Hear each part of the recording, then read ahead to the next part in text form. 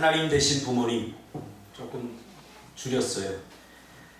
하나님이 나 대신 보내주신 부모님, 뭐 이런 뜻입니다. 하나님이 올 수 없으니까 하나님께서 대신에 보내주신 하나님, 그분이 바로 부모님이다, 그런 뜻입니다. 이런 제목으로 하나님 말씀 증거하겠습니다. 보통 어버이 주일이 되면 설교 주제가 부모님께 대한 효도가 그 주된 내용이죠. 그래서 설교를 듣고 나면 눈물이 나기도 하고, 또 아버지 또 어머니에 대한 그리움 또는 회한, 고마움, 이런 것들을 다시 되새기는 중요한 시간이 되는 것은 맞습니다. 그런데 그 내용을 자세히 보면 하나같이 모두 유교적인 색채가 짙게 묻어있는 설교 내용들인 것 같습니다. 나를 낳아주셨기 때문에 효도해야 된다. 그리고 길러주셨기에 그 은혜를 잊으면 안 된다. 라는 내용이 주된 내용이죠. 그런데 그리스도인들조차도 그 유교적인 개념의 효도관을 많이 갖고 있는 것 같아요. 그게 참 안타까워요. 그래서 오늘은 성경은 과연 부모님과 자녀의 관계 속에서 어떻게 해야 되는가에 대한 그 말씀을 오늘 중심으로 살펴보려고 합니다. 한마디로 말하면 성경은 효라는 개념보다는 공경, 즉 순종이라는 의미가 더 강합니다. 효는 유교에서 나온 거예요. 그러면 성경에서는 부모를 어떻게 대우를 해야 되냐, 어떤 자세와 태도를 가지고 부모를 대해야 되느냐, 한마디로 말하면 순종하라입니다. 순종. 효가 아닙니다. 순종입니다. 오늘 본문의 하나님은 내 부모님을 공경하라라고 말씀하고 있습니다. 이 공경은 바로 순종하라는 의미죠. 그런데 앞에 뭐라고 하냐면 내 하나님 여호와께서 명령한 대로, 그렇게 합니다. 이 명령이라고 하는 말은 선택권이 나에게 있는 게 아니라 그대로 해야 되는 거예요. 그러니까 내 부모를 공경하라라고 하나님께서 우리에게 선택권을 부여하신 것이 아니라 명령하신 거예요. 그러니까 이거는 부모를 공경하는 것, 부모에게 순종하는 것은 내가 선택할 일이 아니라 반드시 해야 되는 일이라는 거죠. 그러니까 부모님을 공경하라라고 하는 말은 이미 하나님께서 이스라엘 백성에게 명령한 내용입니다. 근데 언제 명령했느냐, 이게 중요하죠. 이스라엘 백성들이 출애굽을 하고 이스라엘 백성들과 첫 번째 언약을 맺을 때 창세기 19장이 나옵니다. 이 말씀이 처음으로 나오는데요. 12장에 보면 배경을 아는 것이 중요합니다. 6월절을 기점으로 애굽을 나오게 되고 하나님이 약속한 가나안 땅을 향하게 됩니다. 이게 출애굽기 12장 내용이죠. 13장에서는 이제 광야 생활이 비로소 시작이 되죠. 그래서 하나님께서 낮에는 구름 기둥과 밤에는 불 기둥으로 보호하는 장면이 나옵니다. 그리고 14장에는 홍해를 만나게 되죠. 이스라엘 백성들이. 그래서 하나님께서 홍해를 건너게 하십니다. 15장에는 애굽 군대를 수장시키죠. 앞에는 홍해가 있고 뒤에는 애굽 군대가 따라오는데 하나님께서 애굽 군대를 수장시켜서 미리암이 승리의 노래를 부르는 그런 장면이 출애굽기 15장에 나옵니다. 16장에 가면 또 이스라엘 백성들이 원망하고 불평하죠. 그렇죠? 애굽을 그리워하죠. 그래서 하나님께서 만나와 메추라기로 먹이시는 장면이 나오고요. 17장에서는 물이 없다고도 불평합니다. 그때 하나님께서 르비딤에서 물 없는 이스라엘 백성에게 반석을 쳐서 물이 나오게 하고 또 아말렉을 무찌르는 장면이 나옵니다. 그 다음에 18장에는 모세의 장인인 이드로의 충고를 받아들여서 비로소 정치적인 구조가 생기죠. 1000부장, 100부장, 50부장, 10부장을 세워서 모세 혼자가 아니라 이제 비로소 정치적인 기구, 조직을 갖게 됩니다. 그리고 이제 19장에서 시내산에 도착하게 됩니다. 그리고 20장에 하나님께서 십계명을 주시죠. 뿐만 아니라 21장에 보면 개인의 권리에 대한 율법, 즉 종에 대한, 종을 어떻게 대해야 되는가, 또 살인자, 또 타인에 대해서, 또 타인에게 손해를 입히거나 상해를 입힌 자를 어떻게 처리하는가. 22장에는 행위와 공의에 대한 율법, 도둑질, 또 불쌍하고 소외된 이웃을 어떻게 대해야 되는가.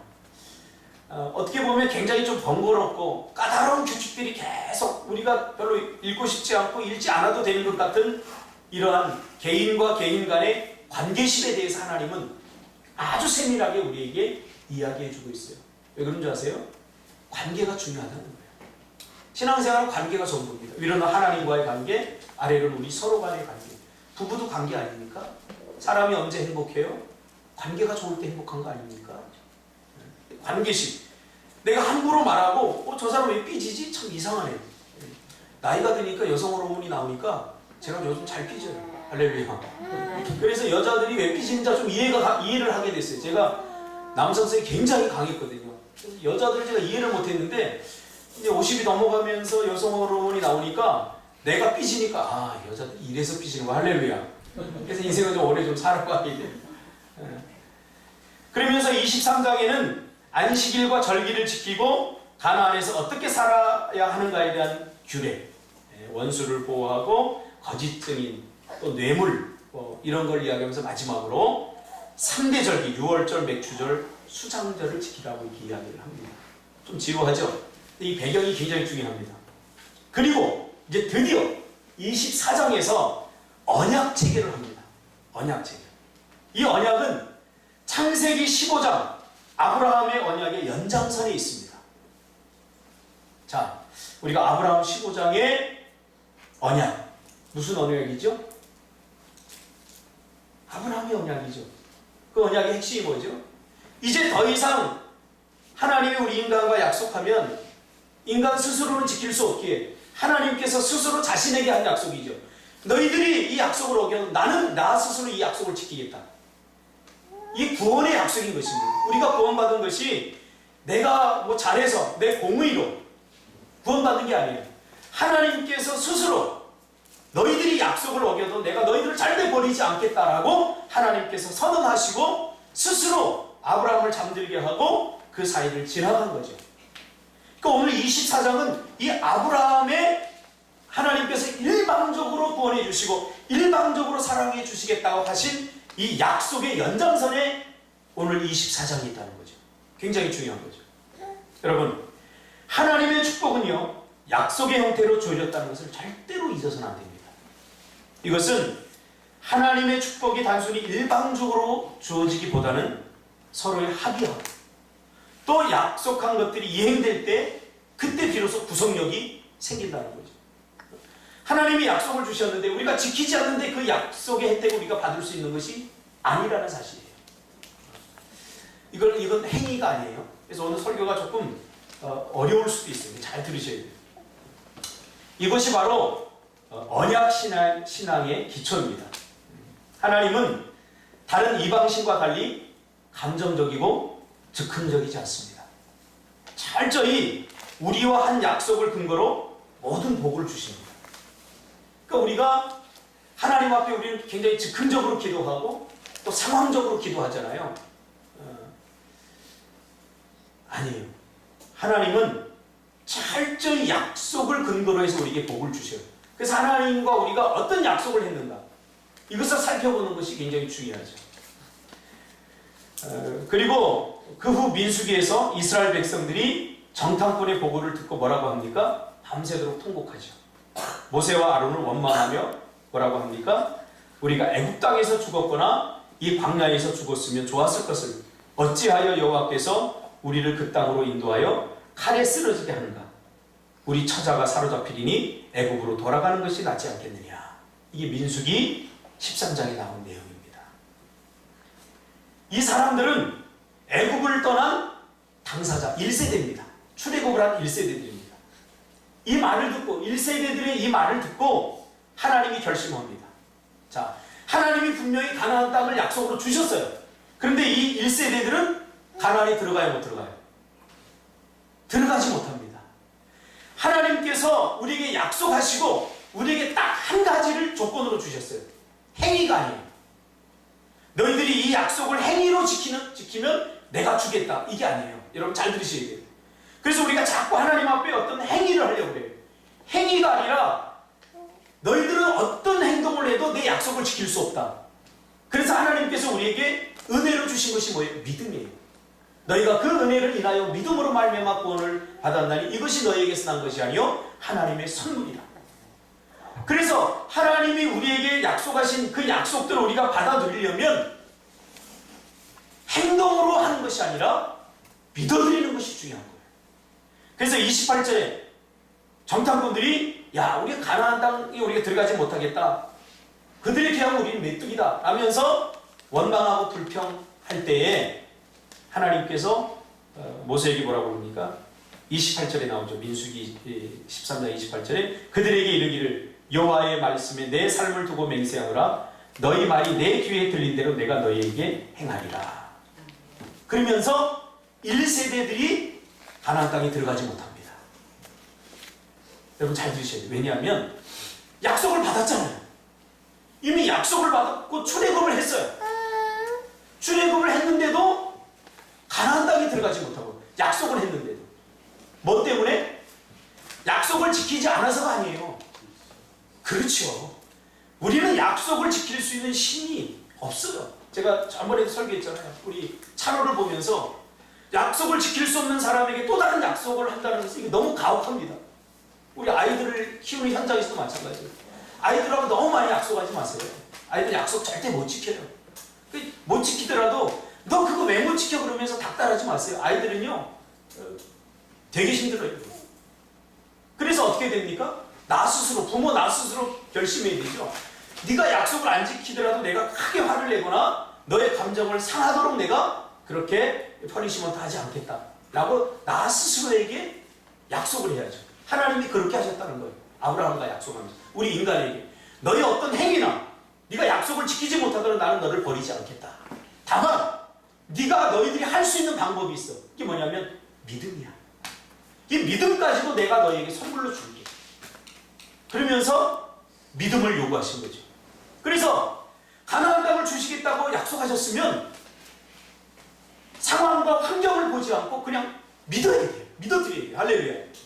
오늘 우리도 마찬가지로 우리 신앙도 하나님이 그렇다고 하면 하나님의 말씀이 약속한 것들이 그대로 이루어짐을 믿어드리는 거예요. 이게 가장 중요합니다. 그래서 1세대들은 광야에서 그들이 믿은 대로 야, 우리는 거기에 들어가지 못할 거야. 마음에 있는 것이, 생각에 있는 것이 말로 나가잖아요. 그들의 마음이 폭로된 거죠. 그래서 그들은 가지 못합니다. 여러분, 우리가 긍정적인 말을 하라 막 그러는데 긍정적인 말이 아니라 여러분 어떤 순간에도 믿음의 말을 하시기 바랍니다. 그 믿음의 내용은 뭐예요? 성경의 약속이죠. 이 약속. 그래서 우리가 성경을 읽어야 돼요. 성경에 도대체 어떤 약속들이 기록되어 있는가? 우리 인생은 그래서 믿은 대로 되는 거예요. 믿은 대로. 어제 제 제자하고 이렇게 우리 집사람이 통화를 했어요. 여러분 아시는 형준이 오랜만에 도형준 통화를 했는데 마지막에 전화를 끊으면서 그런 이야기를 하더래요. 야, 목사님은 정말로 꿈꾸던 대로 됐네요. 이 친구 만난 지 한 20년 됐는데 제가 그때부터 꿈을 꾸기 시작했거든요. 제가 이런 학교를 하고 이런 공동체를 만들고 이렇게 하고 싶은 하나님 비전을 주셔서 제가 그때부터 꿈을 꿨거든요. 저는 이 꿈을 매일 꿨어요. 매일 꿨어요. 단 하루도 꾸지 않는 날이 없어요. 그러다 보니까 20년이 지난 후에 이렇게 됐어요. 뭐 내가 이루려고 발버둥 친 적이 없는 것 같아요. 그냥 제가 한 것은 그냥 믿어드렸어요. 하나님이 약속하신 것 그냥 매 순간 믿어드렸어요. 생각해보세요. 돈 한 푼 없는 사람이 제주 땅을 사고 제주 땅에 오고 어떻게 보면 인간적으로 굉장히 불가능한 일이에요. 그럴 때마다 제가 한 게 있는데 뭐냐면 하나님이 하실 것을 믿어드렸다니까요. 여러분 믿어드리시길 바랍니다. 하나님께서 여러분들 자녀에게 주신 비전이 있어요. 그거 내가 가리키고 우리 아이들 내가 뭐 한다고 해서 절대 되지 않습니다. 우리가 할 수 있는 거, 부모가 할 수 있는 건 뭐예요? 그냥 믿어드리는 거예요. 이게 저희 어머니가 저에게 가르쳐준 신앙이에요. 저희 어머니가 늘 저에게 했던 말씀이에요. 형서봐, 아버지가 일찍 제가 5살 때 돌아가셨거든요. 저희 4 자녀를 어머니가 키우면서 뭐 양육할 수 있는 그런 시스템이 안 갖춰지지 않았어요. 어머니가 돈을 벌어야 되기 때문에. 그리고 우리 4 식구, 4 자녀 스스로 큰 거예요. 큰 누님이 밥을 해주고 또 이렇게 옹기종기 모여서 그렇게 한 거예요. 그런데 우리 어머니가 늘 우리들에게 했던 말씀, 저에게 했던 말씀이 있어요. 하나님께 맡긴다. 하나님이 해주실 거예요.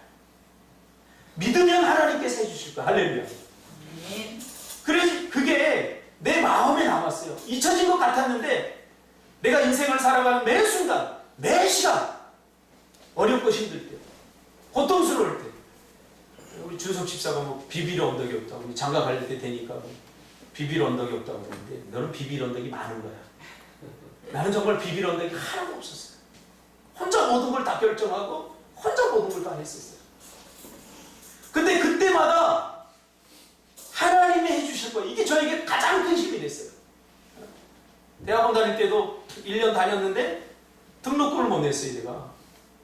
그러니까 학생처에서를 부르더니 아주 조심스럽게, 일반 학교 같으면 안 냈으니까 바로 잘라버릴 텐데 저를 부르더니 총신대 신년 다닐 때, 전도사님,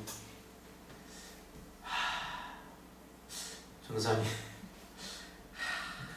이러시더니, 한 학기는 어떻게 내가 이렇게 좀 설득을 해서 내가 저기 했는데 1년치를 등록금을 못 낸 거는 내가 어떻게 할 수 없겠네요. 야, 그래서 이제 휴학을 하고 양지, 총신대 신대로 양지 동산을 걸어내렸는데 눈물이 쭉. 남들은 부모 잘 만나서 좋은 차 타니고 신대원 다니는데 다 찌그러진 봉고차 타고 다니는데 겨우겨우 다니는데 하나님 이것도 허락을 안 해주신단 말이야? 근데 얼마나 서글프든지. 그런데요, 그게 약이 됐어요, 저에게. 1년 동안 제가 녹즙 돌리고, 새벽마다 녹즙 돌리고, 휴지 주워서 팔고, 그러면서 제가 이렇게 모으고 있는데, 야, 그래서 돈을 언제 모으니? 그리고 이렇게 있는데, 녹즙 돌리러 새벽 4시에 나가서 녹즙 돌리고서 이렇게 신호등 대기하고 있는데 어떤 차가 빵! 제 차를 박았어요. 제 차가 굉장히 강한 차, 록스타, 쇳덩어리 차였는데 합의금이 등록금 딱 나왔어요. 할렐루야. 더 넘치게도 안 주고 그 등록금 딱 주셨어요. 하나님이. 그러면서 하나님이 저에게 위로를 주셨어요. 믿기만 하면, 그 약속을 붙들고 믿기만 하면 어디 가든 내가 너와 함께 하겠다. 여러분, 이게 하나님의 약속이에요. 1세대들은 이것을 놓쳤다는 거죠. 1세대들이 이걸 놓쳐서 가나안을 약속으로 주셨지만 누리지 못했어요. 여러분, 성경에 하나님이 여러분에게 주신 약속이 있잖아요. 그 믿음이 없으면 다 그림의 떡이에요. 다 그림의 떡이에요. 그리고 나서 신명기는 1세대가 다 죽으니까 어떻게 해요? 자녀 세대인 2세대가 부모가 되었을 때 다시 약속을 해야 되잖아요. 1세대가 다 죽었으니까, 약속을 했던 당사자인 1세대가 죽으니까 다시 약속을 해요. 그래서 신명기에서 부모 세대가 된 2세대, 그렇죠? 그 세대들에게 하나님께서 약속을 하는 내용입니다. 그런데 1세대들과 했던 약속에 조금 더 추가해서 언약을 갱신합니다. 그게 오늘 본문 말씀이에요. 오늘 본문 신명기 5장 16절은 1세대가 실패하고 2세대들이 이제 부모 세대가 되었을 때 다시 언약을 해야 되기 때문에 그 2세대들이 부모가 되었을 때 그들에게 하나님께서 언약을 다시 맺는 장면이 오늘 우리가 읽은 이 장면이라는 거예요. 이렇게만 설교했는데도 거의 지금 시간이 거의 다 갔어요. 그러니까 여러분 성경을 좀 읽으세요. 읽으면 여러분 알죠? 신명기 5장 16절 그거 거시기 그거 할렐루야. 그래 끝내면 얼마나 좋을까요? 성경을 워낙 1년 가도 뭐 탁탁 틀고 다니니까 이 모든 내용을 내가 준석이는 읽었을까? 보람이는 안 읽었을 거야. 그러면서 또 그 내용을 설명해주고 이렇게 설교가 길어지고 재미가 없어지는 거예요. 나도 설교 재미있게 하고 싶거든요. 그래서 이런 배경 속에서 지금 한 거죠. 2세대들에게. 자, 오늘 제가 다시 읽어드릴게요. 너는 내 하나님 여호와께서 명령한 대로 내 부모를 공경하라. 그리하면 내 하나님 여호와가 내게 준 땅에서 내 생명이 길고 복을 누리리라. 왜 부모를 공경해야 되냐? 이제 이 원고대로 하면 한 2시쯤 끝날 것 같으니까요. 제가 요약해서. 그러면 왜 부모를 공경해야 되느냐? 순종. 이거는 선택권이 나에게 있는 게 아니에요. 구약시대 보면 하나님께서, 구약시대는 학교가 없었죠. 그래서 구속사적으로 봤을 때 부모의 말에 구원이 담겨져 있었습니다. 부모의 말에, 부모의 가르침에 모든 축복권이 다 있었어요. 그래서 여러분, 아버지가 장자에게 축복했죠. 그렇죠? 그래서 자녀들이 부모의 말씀을 듣지 않으면 구원이고 축복이고 다 없는 거예요. 왜? 하나님께서는 부모에게 당신의 모든 권리를 다 위임했기 때문에. 심지어 구원도. 그래서 이스라엘은 학습 공동체였던 거죠. 학습 공동체. 그래서 자녀 세대가 부모의 말을 듣지 않으면 구원받을 수도 없고, 그리고 하나님께서 주신 구원의 복과 그 외에 구원으로 말미암아 우리가 누리게 되는 많은 복들을 우리가 절대 누릴 수 없게 되는 거죠. 그래서 신명기에 보면 네 자녀들을 부지런히 가르치라, 그런 이야기가 계속해서 반복해서 나오고 있습니다. 그러므로 우리가 부모의 말씀에 순종하지 않으면, 부모의 말씀에 순종하지 않으면 결국은 그 모든 피해가 나에게 오는 거예요. 그러니까 자기만 소리예요. 그런데 하나의 단서가 붙죠. 어떻게? 신약으로 넘어오면서 주 안에서. 그럼 아마 이런 궁금증을 가질 거예요. 우리 부모님은 예수를 안 믿는데 그럼 부모님 말씀 무조건 순종해야 되나요? 요거를 2가지로 이해할 수 있어요. 하나는 뭐냐면 부모님의 말씀 무조건 순종해야 돼요. 예수 믿든 믿지 않든 부모님 말씀. 일반적 은혜 안에서. 예수 믿지 않는 부모들은 자녀들에게 일반적인 은혜 안에서 복을 누리게 할 수 있어요. 부모들이. 그렇죠? 일반 은혜가 뭔지 알죠? 예수를 믿든 믿지 않든 모든 사람에게 공통적으로 하나님이 주시는 복이 있어요. 예를 들면 태양. 태양은 예수 믿는 사람도 혜택을 누리지만 예수 믿지 않는 사람도 혜택을 누리잖아요. 그런 의미에서 예수 믿지 않는 부모들이 우리에게, 자녀 세대에게 끼칠 수 있는 복은 일반적 은혜 안에서 누릴 수 있는 복이에요. 구속사적인 구원적인 복까지는 안 가더라고요. 그러니까 부모님들이 여러분에게 어떻게 지금까지 여러분들 교육했어요? 학습했어요? 준서가 수단과 방법을 가리지 않고 도둑질해서라도 부자로 살아라 이렇게 가르쳤나요? 그렇게 안 가르쳤잖아요. 공부 열심히 해야 된다, 선하게 살아야 된다, 다 이렇게 가르쳤잖아요. 이건 일반적인 은혜 안에서 우리가 그것을, 그 말씀에 무조건 순종할 때에 우리가 그러한 복을 누리게 돼요. 일반적인 은혜 안에서. 그러나 주 안에서 이 말은 구속사적 의미가 있어요. 구속사. 이것은 구원의 복.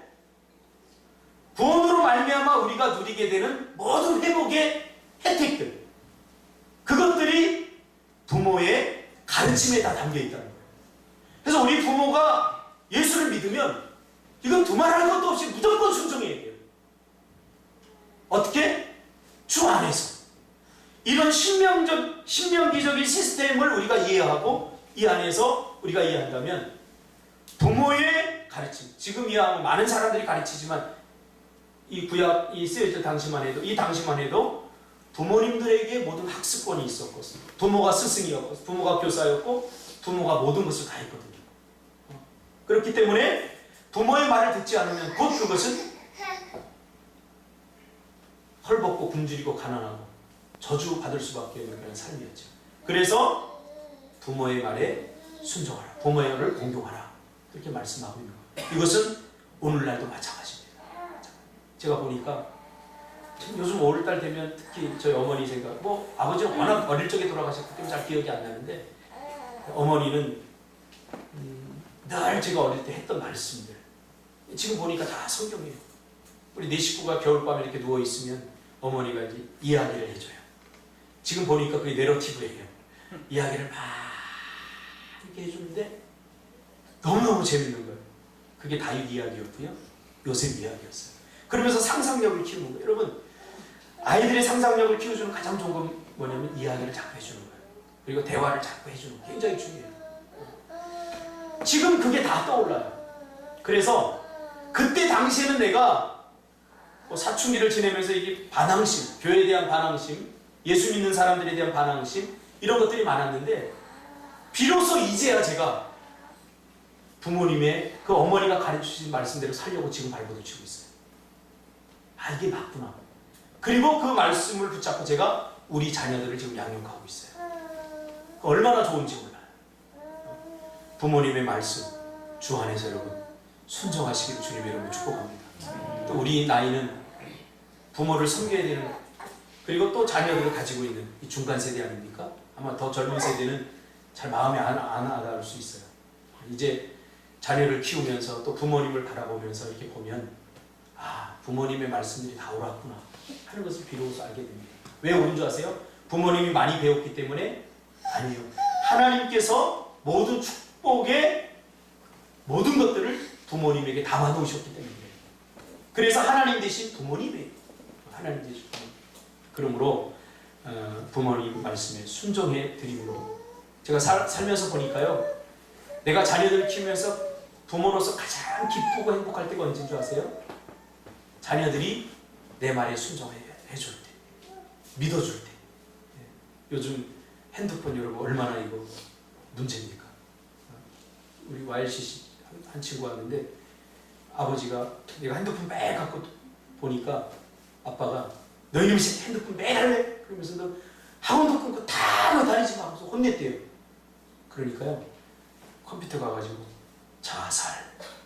자살하는 거 이런 거 치더래요. 요즘 그렇다니까요. 그러니까 주 안에서, 말씀 안에서, 우리가 성경 안에서 자녀를 양육하면 잘못될 일이 없어요. 다루고 싶은 이야기는 많은데 동성애 문제 뭐 이런 것들, 여러분 지금 세상에 여러분 자녀들 맡겨놓으면 절대 안 돼요. 부모 세대가 우리 그리스도인들이 해야 될 게 이거예요. 지금 세상에 자녀들 맡기면 다 망가져요. 그래서 우리가 부모 세대가 성경을 알아야 되고 부모 세대가 하나님의 말씀으로 살려고 발버둥 치게 돼요. 그런 부모들이 있어요.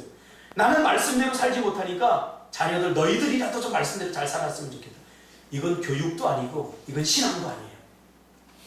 아이들을 내가 정말 우리 자녀들을 잘 가르칠 수 있는 첫 번째 학습법은 뭐냐면 내가 잘 사는 거예요. 말씀대로. 삶으로 가르치는 거. 내가 기도해야지 자녀들이 가르쳐주다는 기도해요. 저희 어머니는 어릴 적에 저한테 기도하라고 단 한마디도 안 하셨어요. 그러나 저는 기도해요. 왜? 어머니가 어떤 때 기도하고 어떻게 사셨는지 제가 눈으로 다 목격했기 때문이죠. 그러니까 말로 가르치려고 하지 마세요. 절대 애들이 변하지 않아요. 어떻게? 삶으로. 하나님을 공경해야 돼. 말로 가르쳐서는 안 돼요. 내가 공경하는 법을 보여줘야 돼.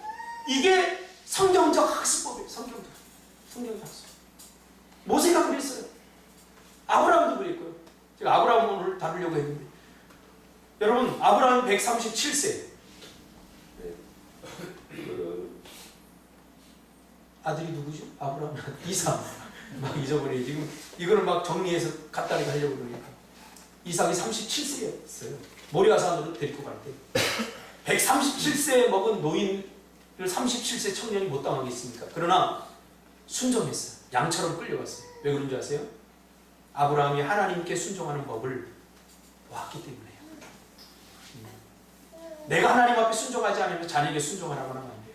내가 공부하지 않으면서 자녀에게 공부하라고 하면 안 돼요. 내가 핸드폰 매일 갖고 다니면서 자녀한테 핸드폰 하지 말라고 그러면 이게 무슨 교육이 되겠냐고 그 말이에요. 안 된다니까요. 성경적 학습법. 이거는 내가 먼저 말씀대로 살아내리는 거.